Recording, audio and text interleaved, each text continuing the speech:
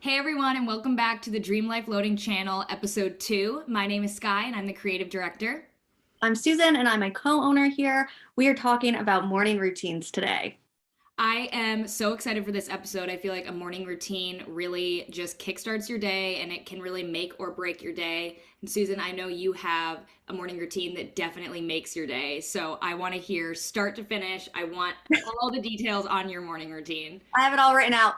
I live by my morning routine. I started my 4 a.m. morning routine over a year ago now, but consistently doing it for a year this month. At first, it started because I was a high school English teacher and I had to commute a half hour. So getting up at 4 was the only opportunity I had to work out before work, which was crucial to my mental health. So that's what really started it. And then maintaining it is because it works for me. And I think that's the key about finding a routine that works for you, that makes you feel your best. I think that's really the driving factor of having a morning routine, especially when you're getting up at the crack of dawn. Like 4 a.m.'s early, but And it's um, how you stick to it. I feel like that's the thing. Like that's the reason you consistently do this every morning. Well, one of the reasons is because like you've created something that works for you. Like what we're talking about today might not work for you, but you have to find what works for you in order for it to be sustainable. So, exactly. And I think the key thing is that people think they might start a routine and that they have to stick to it. It's all about increments. Like if you're trying to wake up earlier, you can't just change your sleep cycle in one day. It took me about a month to correct my sleep cycle to have me up 2 hours earlier than I was used to. And on top of that, it took me a year to be able to wake up at 4 a.m. 7 days a week. And that's just something that it's baby steps like anything, but changing your lifestyle and your routines, you have to start small. yeah, I think that makes a lot of sense. I think it's not easy and I think if you're trying to get a solidified routine, if you wake up at the same time every morning because you have to for work and then you kind of rush out the door and you want to change that, that's kind of what we're here today to show you and give you opportunities and tips on what to do or maybe different things to put in your morning routine. But we're not here to tell you exactly what you have to do because like Susan's saying, one, it takes time, and two, what works for Susan doesn't work for me, vice versa, or for anyone else here. So do you want to go through and tell us from 4 a.m. till whatever time you clock into work? Absolutely. So alarm goes off at 4 a.m. I found that putting my alarm clock, like my actual phone, across the room is the only thing that gets me out of bed because I have to physically get up to turn it off. And if I don't, my husband's going to kill me. So actually having to physically put my feet on the ground and then walk around the bed to turn it off, I'm physically moving. Like that is the first thing I do. And then once I'm up, I'm like, I have the choice and I'm cognitive of that choice. I can either go back to bed or I can walk the extra 4 steps out my bedroom door and start my day. And I have to actually make that choice. And I think that's kind of like I've already made my first choice of the day by getting out of bed and turning that alarm clock off. And then you have momentum for the rest of your day. So 4 a.m. alarm, come out my room and I go straight and I pee. And then I wash my hands and I wash my face.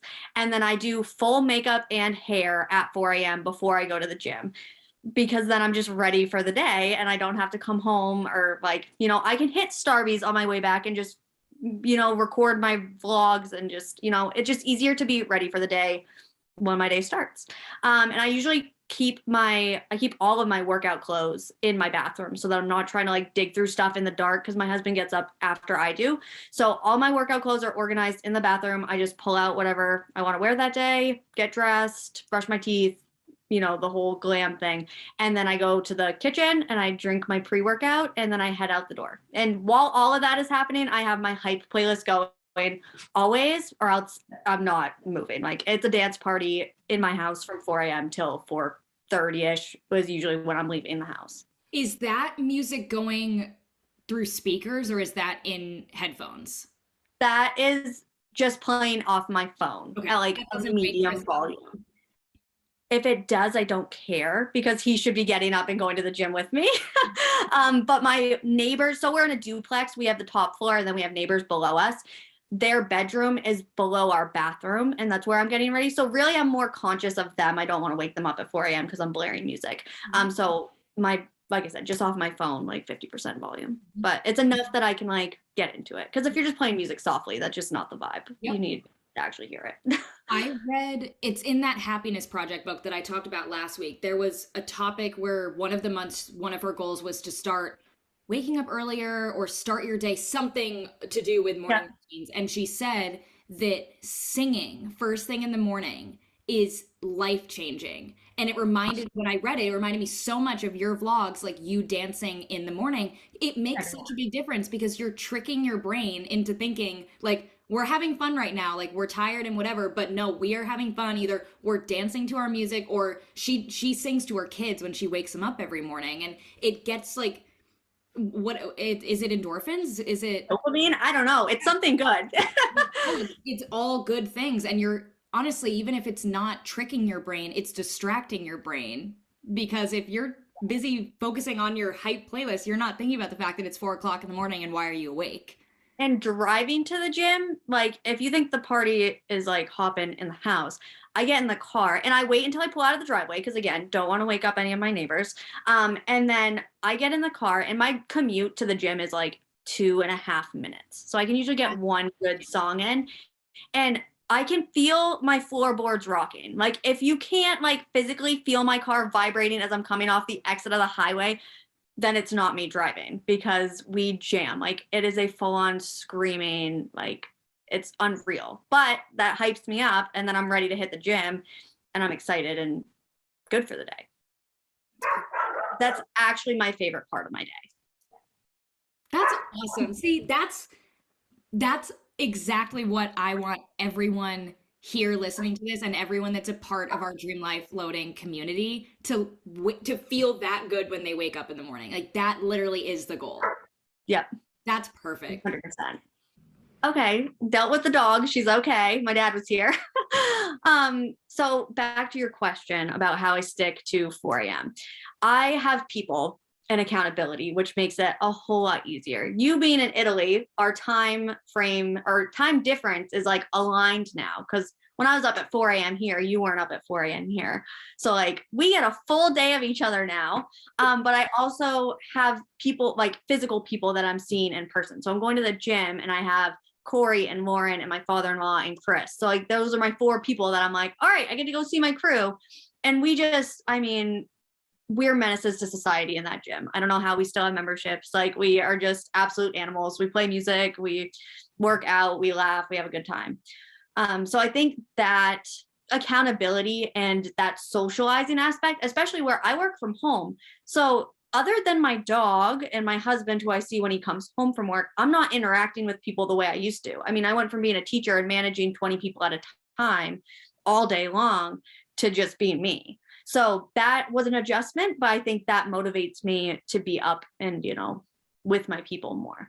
Absolutely. That makes sense. The accountability and, like you mentioned, the social aspect. And it's more than just you showing up for yourself, which you are doing, but there's people that are gonna, like, I here would wonder why I'm not hearing from you that early, but your people at the gym are gonna wonder, like, where's Susan? And I think Right. that's fantastic, is that you've created this habit that's now become your solidified routine.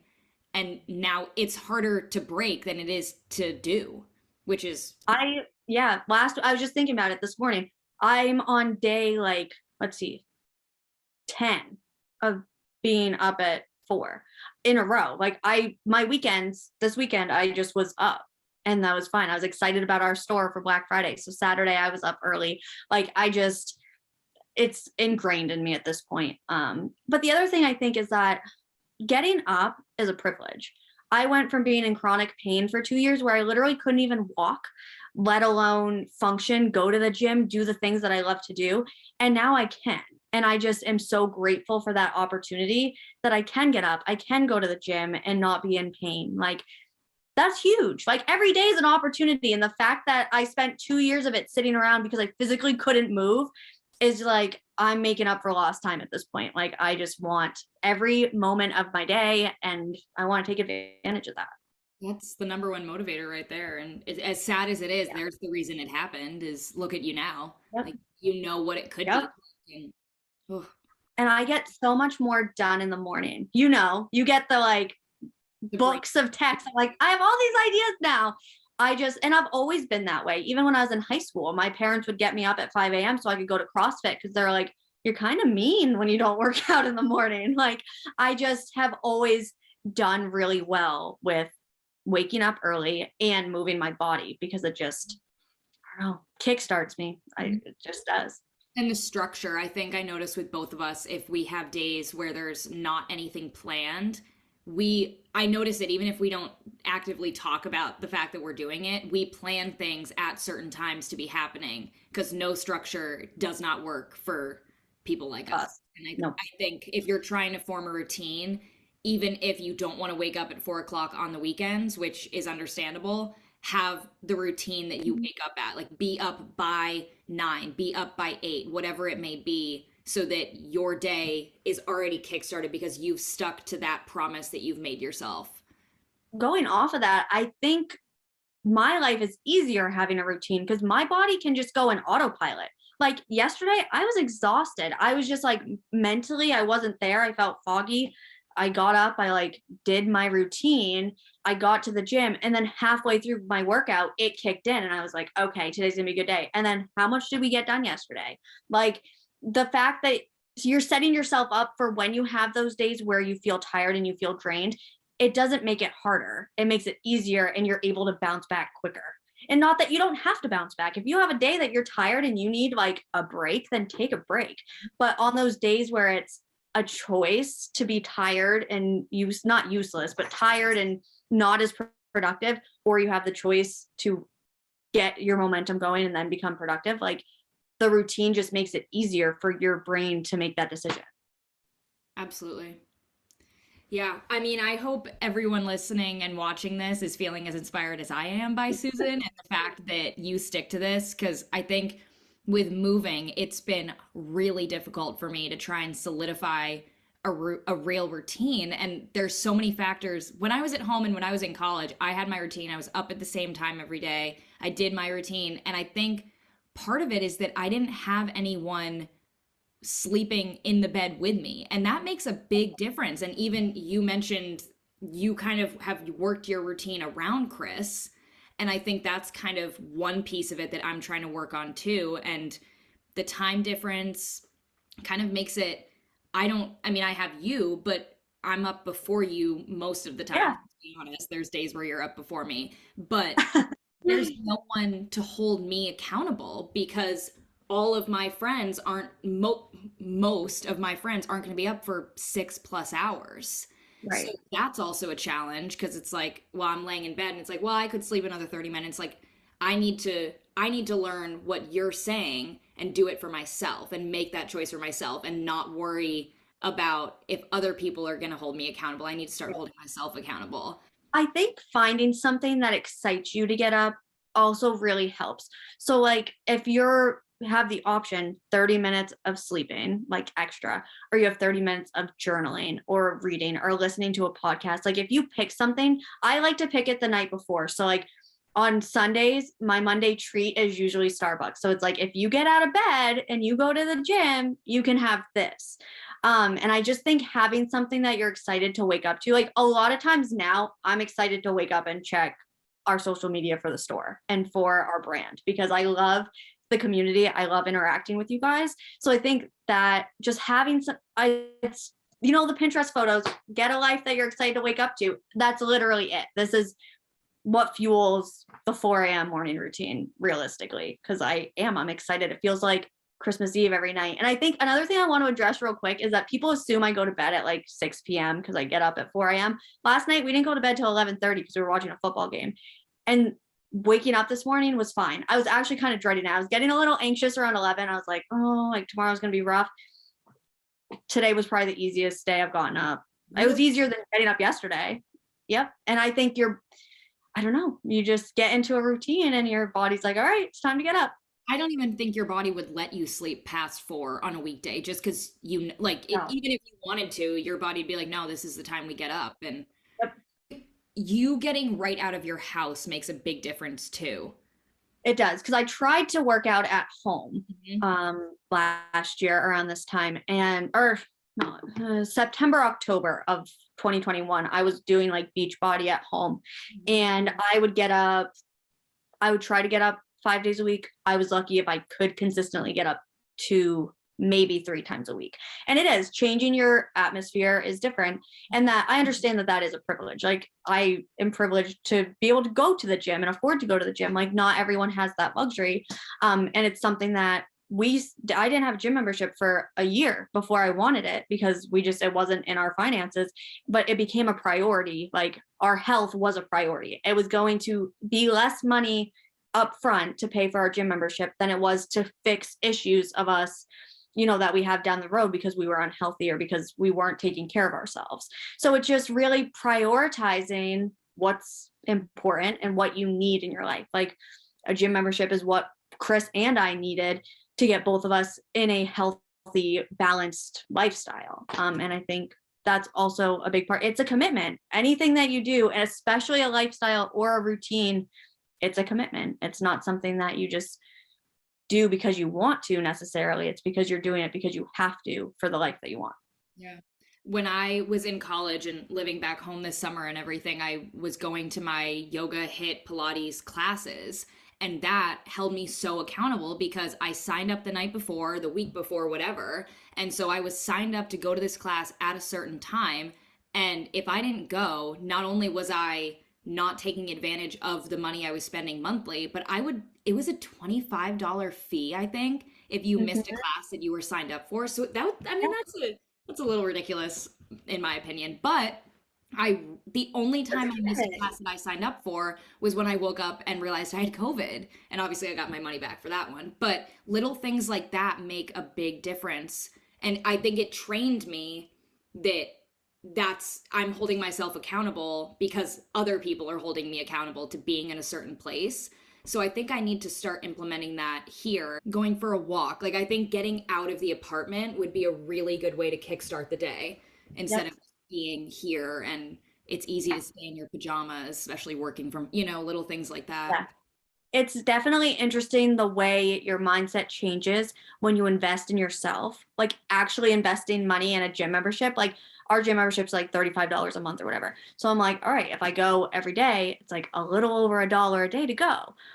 It's just like you prioritize it and you take it a little more seriously when you're paying for something. Not that you have to pay for anything to commit to your routine or commit to anything. I mean, realistically, that's the only expense for my morning routine is my gym membership that Chris and I split. So it's like money's a motivator in it all is aspects. Spending money, making money, it's a motivator.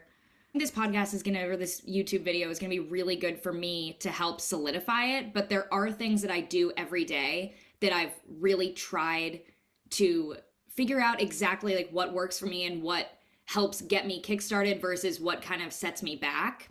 So digital planning, I have been loving, and I do it on my iPad. I have it here. It's like, basically it looks like a little planner, but it's all digital. So I love doing that. That's something that I actually do really look forward to, which maybe that's just me and I'm weird, but getting up and immediately being able to start crossing things off the list and making my plan for the day, making my routine, that I really enjoy doing. I love doing Wordle and Duolingo first thing in the morning. Yeah, I love Wordle. I do it every day. It's so much fun and it's a game. So it's really easy to do first thing in the morning if you're not ready to start working or start doing things that take real brain power. But it's a game that gets your brain moving and you're thinking of words and thinking of letters. And so Wordle it seems so silly, but I love Wordle and I share your score with friends. And so it's a nice way to keep in touch with people. I think Wordle is fantastic. And then Duolingo, I always do right after Wordle before I start my actual work for the day. And I think I'm trying to learn Italian, obviously now living in Italy, but it's also another good way that it's obviously I'm learning, but it's a little more mindless than some of the work we do or I do, whatever it may be. So I really enjoy Duolingo too. And I have my 50 points a day that I'm trying to hit. So it's a goal. So I automatically can cross off the list first thing in the morning when I hit that goal. And that's a really nice motivator, being able to It's momentum. Yes, exactly. So I have those. We need to talk about the morning kickstart. Yes. I think that's a perfect way to wrap this up, actually, because so morning kickstart, it's 5 prompts, 1 sentence each. You set a timer for 5 minutes max. It's something you're grateful for, you're excited for, a virtue you want to exhibit, something you're avoiding, and something you have to do. I love it. Even if I don't have time to write it down, I think about those things every single day. And I find that the virtue was the hardest for me to like get into the routine of. But then that's the thing I'm most conscious of. Like if I chose patient that day, like I actually take a step back. I'm like, okay, this is frustrating, but I said I was going to be patient today. That's what I'm going to do. I think honestly, the morning kickstart was kind of what helped me solidify the rest of the things I do in the morning, and it kind of wraps up my morning routine. So it was perfect that you decided to wrap it up with this because it's exactly how I do wrap up my morning. And Me too. It's the first thing I do, or the last thing I do before I clock into work. exactly, yeah, same. And Yep. it's so I think writing in the morning is really good too. And if you have time to do more journaling, that's fantastic. But if you only have time to do these 5 sentences, it's perfect. And like Susan already said, it really it does exactly what it says. It kickstarts your day and And you're so mindful of it too, like throughout the day. yep. So I do that. And then, so that only takes 5 lines of my notebook. So then under it, I rewrite my goals, like my big goals that I have. And then on the back page, I do a full page of brain dump. And it's just everything that I'm thinking about that I have to do for the day or whatever. And that literally takes me 10 minutes max because realistically, the 5 things don't take me 5 minutes. They take me like 3 because I'm thinking about them all morning before I write them down. So, Yeah. morning kickstart, if you take nothing else away from this entire episode, the morning kickstart is the best way to kickstart your day. 100%. Do we have time for our favorites? Yeah, I think we have like a minute. I didn't even write my favorites down, so you go first. Okay.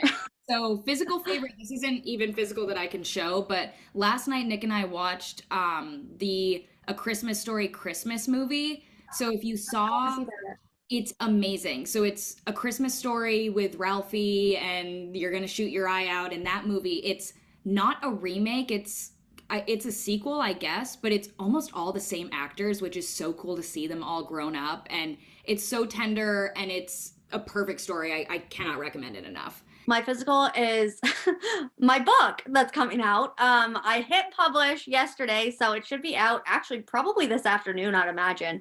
It's called The Museum of Us, and I wrote poems for strangers around the world. And it was So cool. the coolest, weirdest experience of my whole life because I got to know these people in very like intimate ways. And it was so tender to write these poems for the people that they love because most of them were gifts for the holiday. So I'm so excited to have that out. I am so excited. So excited. Okay, spiritual favorite. This was, oh, I did scroll through Pinterest this morning too, which is something I don't do every morning, but some mornings if I need like a little extra inspiration. And the quote I found this morning was, "Be thankful for what you have and you will attract more things to be grateful for." And I thought that was very fitting with Thanksgiving being this past week. I'm gonna just go off of that, and I like that. I'm gonna let yours be my favorite too. And honestly, that's us a lot of days. I feel like we're always We sharing it. feed off of each other for sure.